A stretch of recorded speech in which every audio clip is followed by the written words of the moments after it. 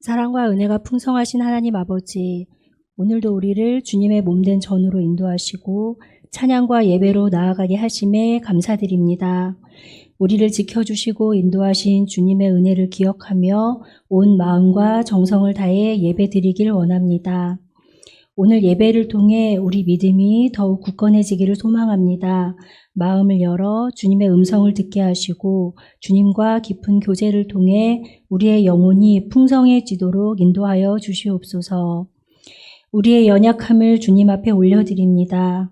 혹시라도 시험과 유혹에 흔들렸던 부분이 있다면 용서해 주시고 다시 주님의 은혜 안에서 회복하게 하옵소서.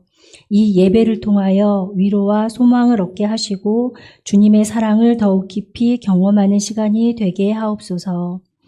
특별히 산불로 인해 어려움을 겪고 있는 이들을 위해 간구합니다. 갑작스러운 화재로 인해 삶의 터전을 잃고 고통 가운데 있는 자녀들에게 위로와 소망을 주시고 필요한 모든 도움과 회복이 이루어지도록 역사하여 주시옵소서. 소방대원들, 자원봉사자들에게도 강건함을 허락하시고 그들의 안전과 수고한 모든 손길 위에 주님의 위로와 축복이 함께 하시옵기를 기도합니다. 하나님, 캄보디아 단기 선교와 성지순례 계획이 주님 보시기에 좋은 모습으로 준비되게 하시고 여러 모습으로 주님을 섬기는 주님의 자녀들 기억하여 주시옵소서. 이 시간 말씀을 전하실 목사님에게 성령의 기름 부으심을 허락하셔서 그 말씀을 통해 주님의 뜻을 깨닫는 삶의 지혜와 용기 얻기를 소망합니다. 주님의 말씀이 마음밭에 깊이 뿌리내려 우리의 삶이 변화되고 주님의 뜻 순종하며 살아가도록 하옵소서. 우리들의 말과 행동을 통해 주님의 사랑이 세상에 전해지고 이후에 있을 새생명 축제가 우리에게 동기가 되어 더욱 복음 전파에 힘쓰게 하옵소서. 우리의 삶을 통해 주님의 영광이 드러나기를 간절히 바라오며 이 모든 말씀 살아계신 예수 그리스도의 이름으로 감사하며 기도드립니다. 아멘.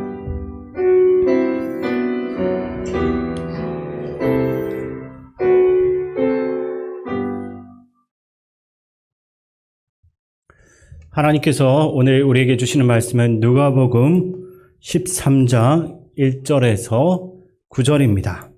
신약성경 117쪽입니다.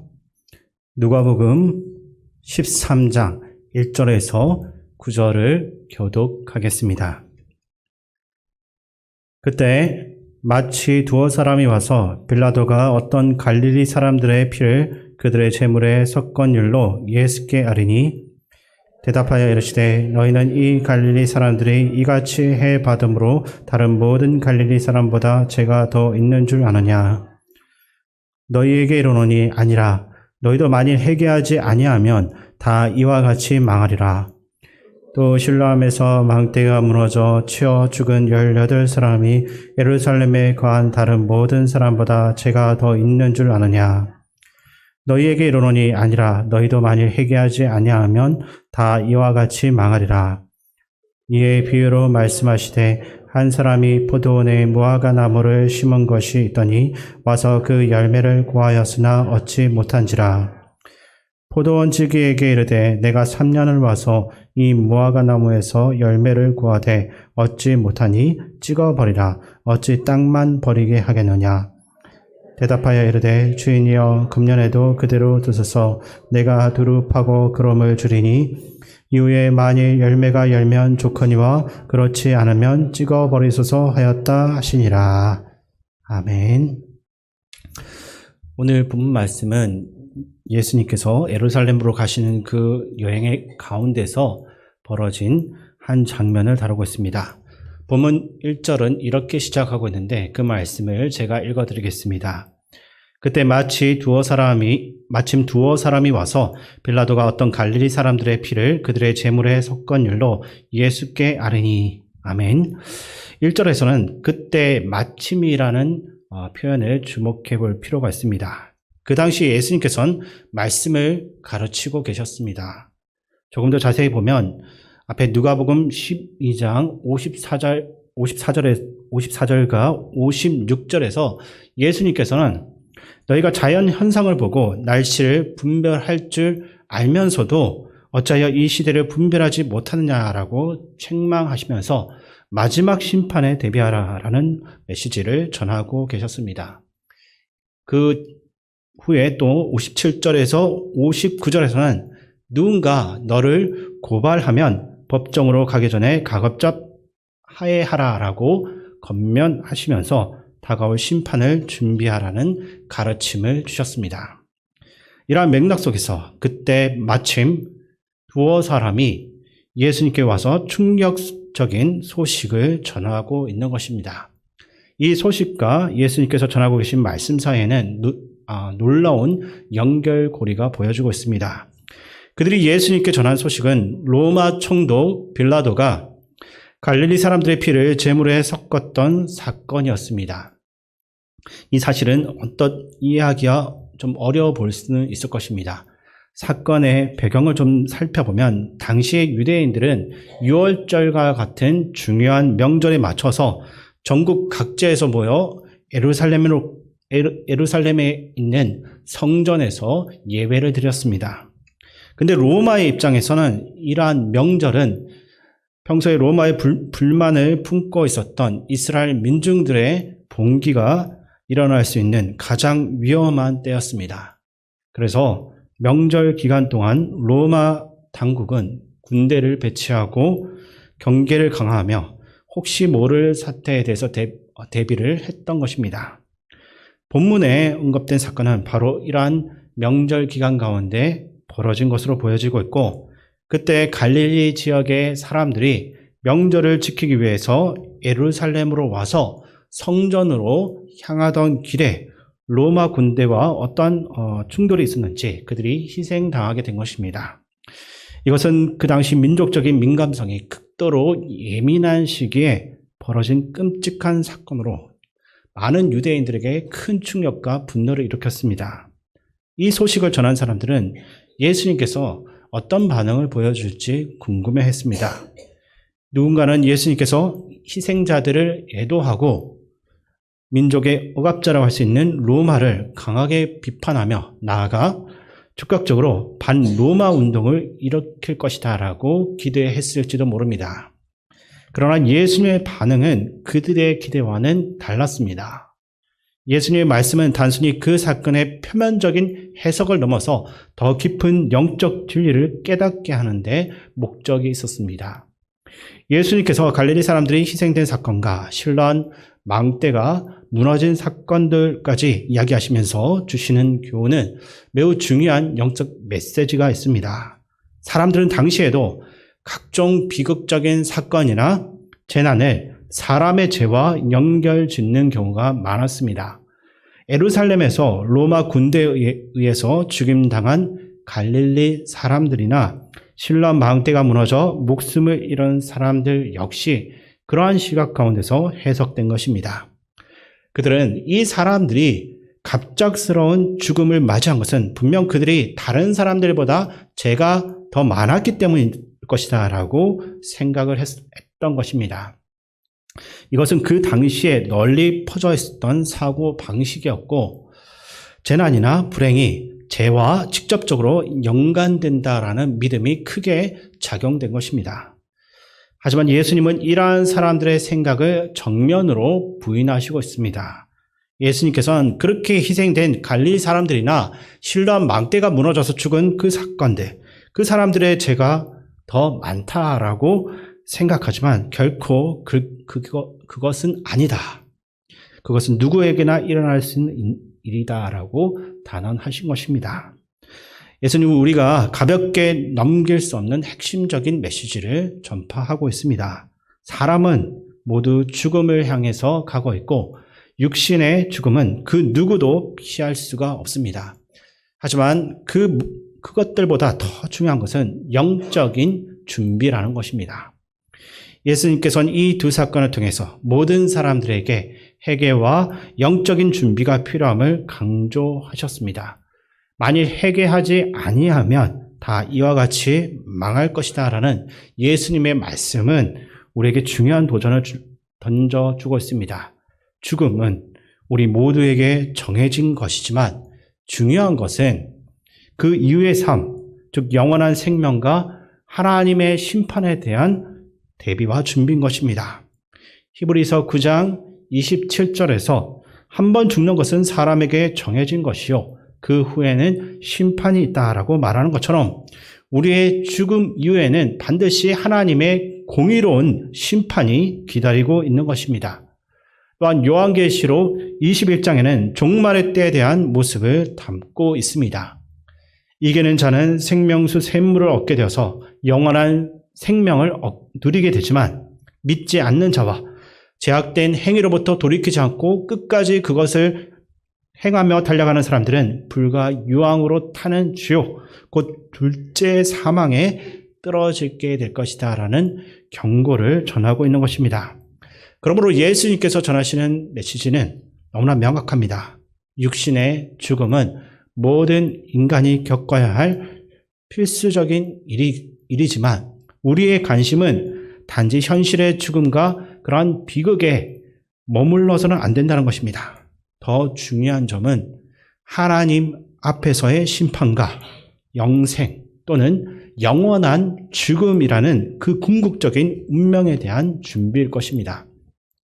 첫 번째 죽음은 누구에게나 찾아오는 육체적인 죽음이고 둘째 사망인 영원한 죽음에 이르지 않기 위해서 우리는 지금 이 순간 회개하고 하나님과 화목해야 하는 것입니다.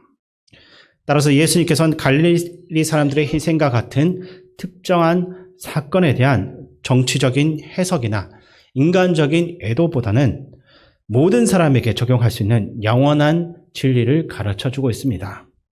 우리 모두가 죽음을 피할 수 없지만 진정으로 중요한 것은 하나님과의 올바른 관계 가운데서 영생을 바라보는 준비된 삶이다라는 것을 기억해야 될 것입니다. 예수님께서 갈릴리 사람들의 그 죽음과 실로암 망대의 사건을 언급하시면서 육신의 죽음보다 더 큰 관심을 기울여야 할 것이다라고 말씀하십니다. 그것은 바로 영원한 죽음, 계속해서 제가 강조하는 성경에서 말하는 둘째 사망인 것입니다. 예수님은 이러한 영원한 멸망에 대비하기 위해서 사람들이 회개해야 한다는 것을 강조하시고 있습니다. 예수님께서 이 땅에 오셔서 공생애를 시작하시며 처음으로 외치신 말씀이 무엇이었습니까? 그것은 바로 회개하라, 천국이 가까이 왔다라는 말씀입니다. 예수님의 사역의 첫 말씀은 회개였고 오늘 본문에서 예수님께서 세상에 계신 시간이 얼마 남지 않았던 그 상황 가운데서도 때를 분별하라 그리고 회개하라라는 동일한 메시지를 전하시고 계십니다. 예수님께서는 사역의 처음부터 끝까지 하나님 나라에 들어가기 위해 반드시 회개가 필요하다라고 말씀하셨습니다. 그리고 이 회개의 메시지는 그 당시 유대인들에게만 주어진 것이 아니라 오늘날 우리에게도 동일하게 적용되고 있습니다. 그렇게 사순절 기간 동안 이 진리를 우리의 마음에 깊이 새겨 나가야 할 것입니다.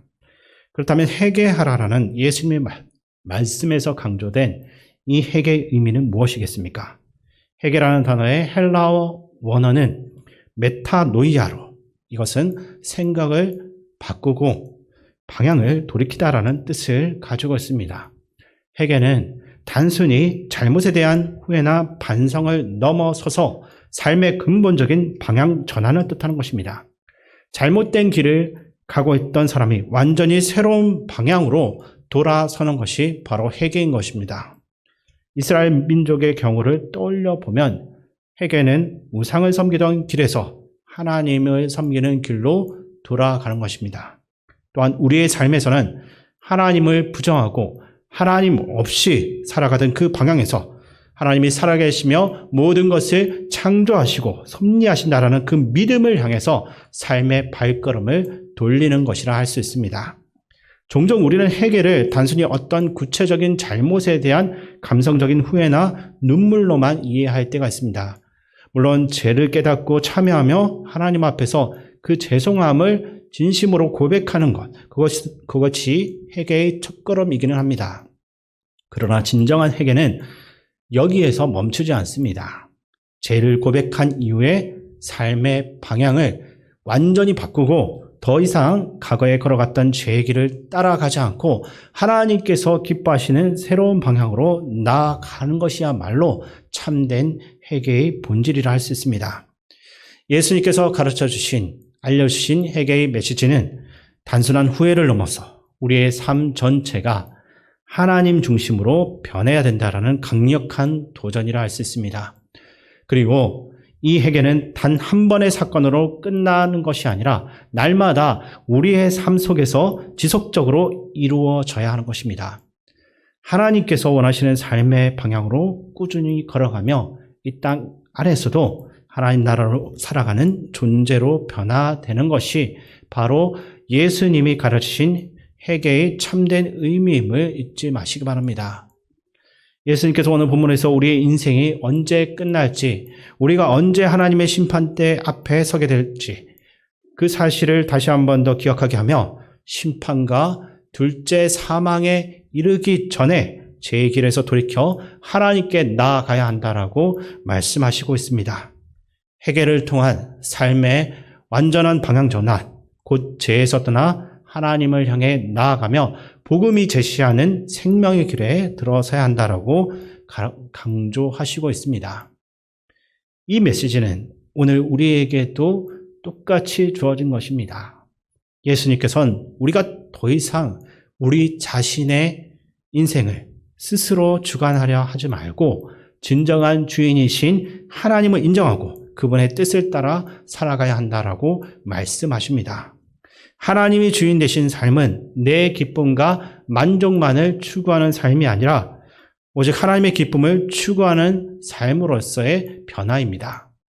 뿐만 아니라 예수님은 물질에 대한 우리의 태도도 새로운 전환을 이루어야 한다라고 가르치고 있습니다. 많은 사람들은 돈이나 물질을 자신의 구원자나 삶의 유일한 해결자로 여길 때가 있습니다. 그러나 예수님은 우리의 구원자이자 문제 해결자는 오직 하나님 한 분뿐임을 알려주고 있습니다. 돈이나 세상의 재물을 의존하며 그들을 하나님처럼 섬겨왔다라고 한다면 이제는 그러한 삶의 방향을 돌이켜라라는 것입니다. 하나님이 우리의 생명을 지키시는 분이시고 영원한 생명을 보증하시는 믿음의 대상임을 깨닫고 그분을 전적으로 신뢰하는 삶을 살아야 하는 것입니다. 하지만 이러한 회개와 삶의 방향 전환은 결코 쉬운 일은 아닐 것입니다. 예수님께서는 회개의 어려움을 새 포도주와 가죽 부대의 비유를 통해서 설명하시기도 했습니다. 예수님은 새 포도주는 새 가죽 부대에 넣어야 된다라고 하시면서 새 포도주를 낡은 가죽 부대에 넣게 되면 부대가 터지고 포도주도 다 쏟아지게 되면서 모두가 망가진다라고 말씀하셨습니다. 이것은 하나님을 믿고 따르는 삶과 세상적인 가치관에 의존하며 살아가는 삶이 결코 공존할 수 없음을 의미하는 것입니다. 하나님 중심의 새로운 삶과 세속적이고 자기 중심적인 삶은 궁극적으로 언젠가는 충돌할 수밖에 없기 때문에 완전히 새롭게 변화된 삶으로 전환되어야 한다는 것을 비유적으로 가르치신 것입니다. 예수님은 이러한 변화를 위해서 기존의 삶은 철저히 버리고 새로운 길로 나아가야 한다라고 말씀하십니다. 그러나 또한 예수님은 그러한 변화와 전환이 어렵다라는 것을 잘 아시고 계셨습니다. 누가복음 5장 39절에서 묵은 포도주를 마시고 새 것을 원하는 자가 없나니 이는 묵은 것이 좋다 함이라 라는 말씀을 통해서 사람들은 오랫동안 해왔던 그 방식에 아주 익숙해져 있기 때문에 새로운 방식, 새로운 가치관으로 나아가기를 피하려고 하고 꺼리는 경향이 있음을 지적하셨습니다. 세상적인 가치관에 너무나도 익숙해져 있는 우리는 어쩌면 변화의 필요성을 깨닫고 있지만 여전히 그것 안에서 있는 안락함과 편안함에 그 안에서만 머무르기를 원하고 있을지도 모릅니다. 그러나 예수님은 우리가 묵은 것을 고집하는 그 자리에서만 있는 것이 아니라 새 포도주처럼 새로운 생명을 받아들일 것을 요청하시고 있습니다. 하나님 안에서의 새롭고 변화된 삶은 이전과 전혀 다른 모습을 요구합니다. 그것이 불편할 수도 있고 기존의 삶을 내려놓아야 하는 희생이 따를 수 있습니다. 그렇지만 그 길이야말로 참된 생명의 길이고 하나님께서 우리에게 진정으로 원하시는 길임을 기억해야 하는 것입니다. 예수님께서 주신 새 포도주와 묵은 포도주에 대한 말씀은 우리의 삶에서 익숙한 그 옛것을 붙드는 태도가 새로운 생명을 받아들이는데 장애물이 될 수 있음을 지적하고 있습니다. 묵은 포도주에 익숙한 사람은 새 포도주를 맛보더라도 숙성이 덜 되고 맛이 없다라고 말하며 새 것을 거부하기도 합니다. 아무리 새 포도주가 향도 좋고 맛도 좋다고 설명을 해도 자신이 익숙하게 즐겨왔던 옛 포도주가 더 좋다라고 하면서 새 것을 받아들이지 않는 것입니다. 예수님은 이 비유를 통해서 인간이 가진 변화를 싫어하는 마음 그리고 새로운 가치관과 삶을 받아들이는 데 느끼는 그 어려움을 말씀하고 계십니다. 우리 모두는 이 세상의 가치관 속에서 자라나며 형성된 삶의 목표와 생각 그리고 관점을 가지고 있습니다. 이러한 것들은 종종 우리가 중요하다라고 믿고 있는 기준을 세우게 되고 우리의 삶을 움직이는 방향성이 되는 것입니다. 그러나 예수님을 믿고 주님으로 받아들이는 순간 우리는 이러한 옛 간섭과 습관하고는 완전히 결별해야 합니다. 아직도 하나님과 동행하는 삶에 걸림돌이 되는 것들이 있다면 그것들을 모두 버리고 새로운 길로 나아가시기 바랍니다. 하지만 이러한 전환이 쉽지는 않을 것입니다. 우리 안에 옛 본성과 습관 그리고 지금까지 따라왔던 삶의 간성은 우리가 회개하고 새롭게 살아가려고 하는 그 순간순간마다 계속해서 방해를 할 것입니다. 한번 내린 결단을 실행하더라도 잘못 한순간 선택으로 다시 과거의 모습으로 돌아가는 그러한 위험이 있다는 것입니다. 예수님께서는 회개의 과정이 어렵다는 것을 알고서 이 말씀을 주셨습니다. 새 포도주, 즉 새로운 생명과 복음이 우리의 삶에 주어졌음에도 불구하고 우리는 여전히 옛것을 붙들고 새것을 받아들이지 못하는 어려움이 있습니다.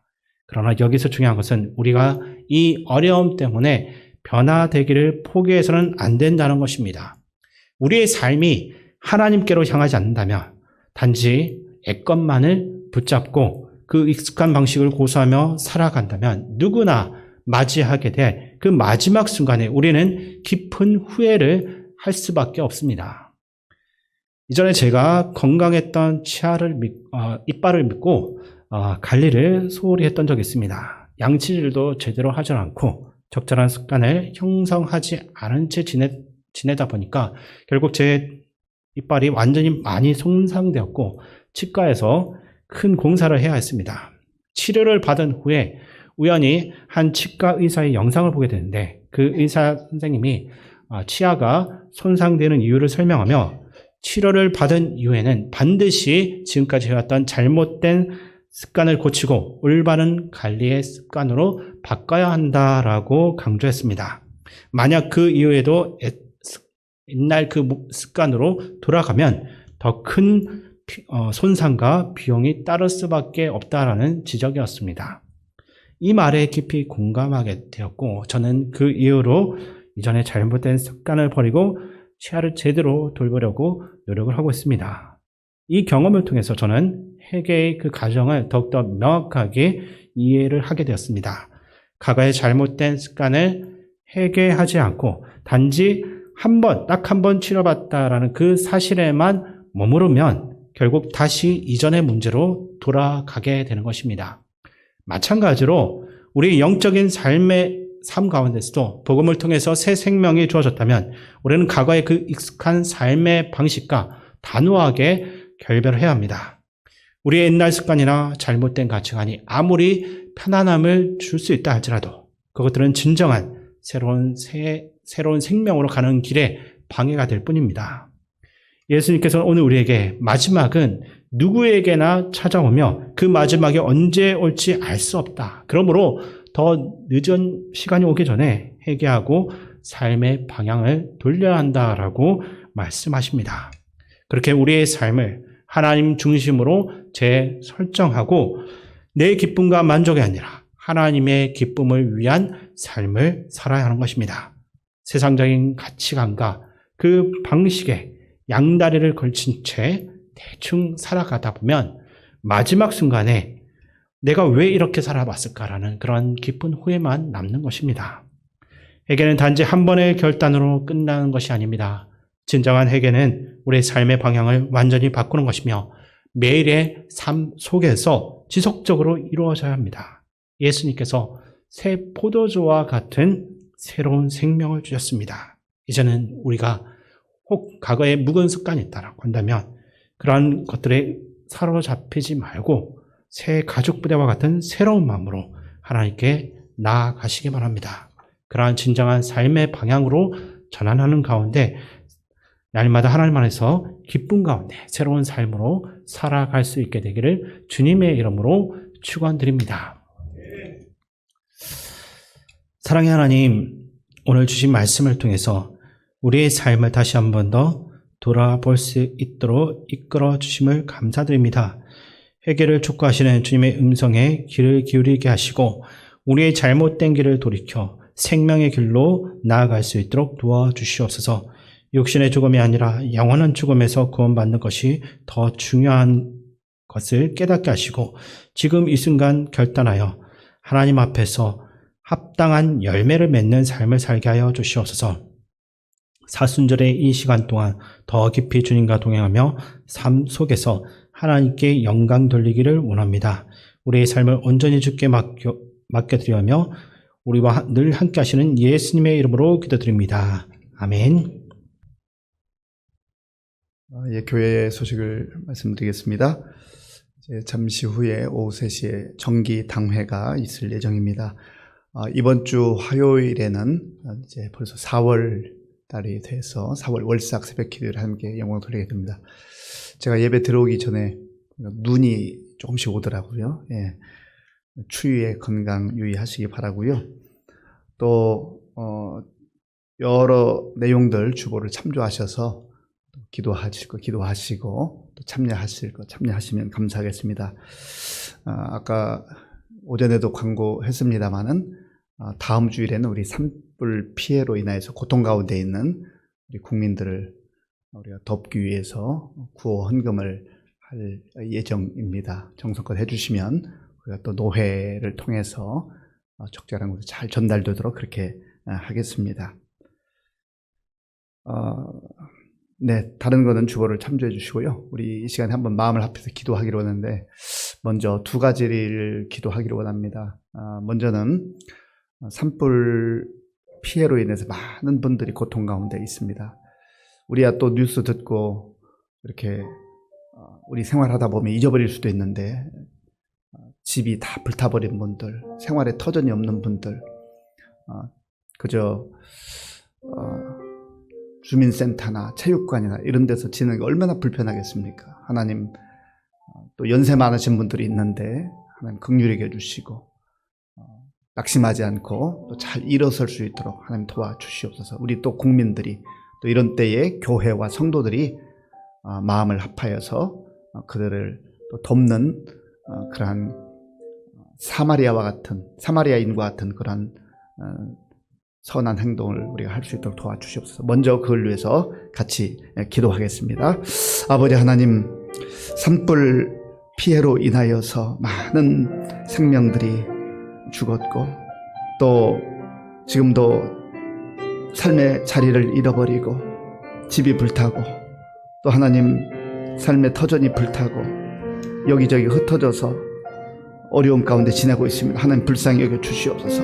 힘들고 어려울 때 우리가 그들을 위해서 하나님 멀리서나마 마음을 다하여 기도하게 하시고 또 하나님 아버지 하나님의 은혜를 구하게 하시고 또 아버지 하나님 우리가 다음 주일에 산불 피해자들을 위한 구헌금을 할 때 우리 마음속에 긍휼히 여기는 마음 주시어서 우리의 정성을 모아서 저들에게 하나님 전달됨으로 인하여서 저들이 다시 한번 희망을 가지고 일어서는데 기여가 동기가 될 수 있도록 하나님 도와주시고 인도하여 주시옵소서.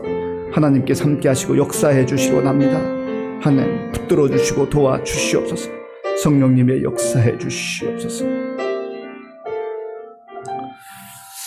이 시간 기도할 것은 또 며칠 전에 미얀마에서는 113년 만에 7.7 강진이 발생을 했습니다. 이미 뉴스를 통해서 제가 접한 바로는 1600명 이상이 죽었고 또 미국 정보기관에 의하면 사망자가 10,000명 가까이 나올 수도 있다. 그런 이제 뉴스가 있습니다. 하나님, 우리하고는 너무 멀리 떨어져 있는 나라이지만 긍휼히 여겨 주시고 하나님 도심 가운데 또 그 지진으로 인해 고통당하는 그 미얀마 국민들 불쌍히 여겨 주시고 정말 하나님 도심에 저들이 다시금 일어날 수 있도록 도와주시옵소서. 우리가 잘 모르지만은 하나님 미얀마 그 백성들 국민들 불쌍히 여겨 주옵소서. 우리 마음을 합하여 기도하겠습니다.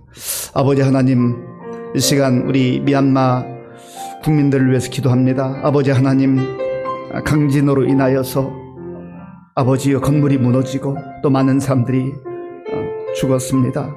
지금도 하나님 아버지여 그 건물 더미에 하나님 묻혀서 생사조차 알 수 없는 이런 상황들이 벌어지고 있습니다. 주여 불쌍히 여겨 주시옵소서.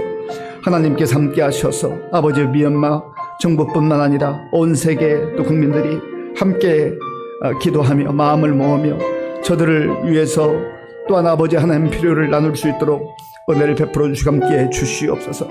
하나님께서 함께 하셔서 이 힘들고 어려워지는 시대 속에서 정말 하나님이 함께 하시는 은혜를 다시 한번 구하게 하시고 아버지 하나님 힘들고 어려울 때일수록 더욱더 우리의 마음과 사랑을 나눌 수 있는 우리 교회와 성도들 될 수 있도록 아버지여 도와주시기를 원합니다. 하나님 함께 주시옵소서. 아버지 하나님 감사합니다. 복된 주일에 하나님께 나와서 이른 아침부터 이 시간까지 예배로 영광 돌리게 해주시고 또 예배마다 우리에게 필요한 말씀들을 들려주셔서 감사합니다. 하나님 그 말씀을 우리의 심장에 새기게 하시고 우리의 삶의 자리에서 참 그리스도인으로서 주님 기쁘시게 하는 삶을 살아갈 수 있도록 도와주시옵소서. 아버지 하나님, 우리가 합심해서 기도했지만 아버지 우리나라 국민들뿐만 아니라 또 지진으로 인해서 고통당하는 사람들, 전쟁으로 인해서 고통당하는 사람들 불쌍히 여겨주시고 이 환난의 때에 더욱더 영적으로 각성하고 주님 의지하고 주님 앞에 엎드려 기도하며 하나님의 뜻을 구하는 우리 모든 성도들 될 수 있도록 인도하여 주시옵소서. 아버지 하나님, 이제 3월을 잘 마무리하고 새로운 달 4월을 맞이할 때 아버지 하나님 고난의 시간들 우리가 잘 극복하고 예수님께서 죽음의 권세를 깨뜨리시고 부활하신 것처럼 우리에게도 그런 소망과 믿음을 가지고 담대하게 나아가는 우리 교회와 성도들이 되게 하여 주시옵소서.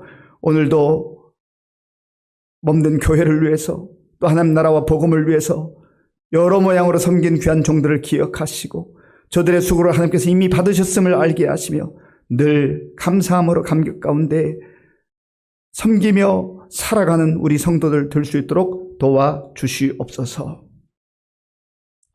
지금은 우리 주 예수 그리스도의 은혜와 우리 아버지 하나님의 크신 사랑과 성령님의 교통하심과 역사하심과 위로하심이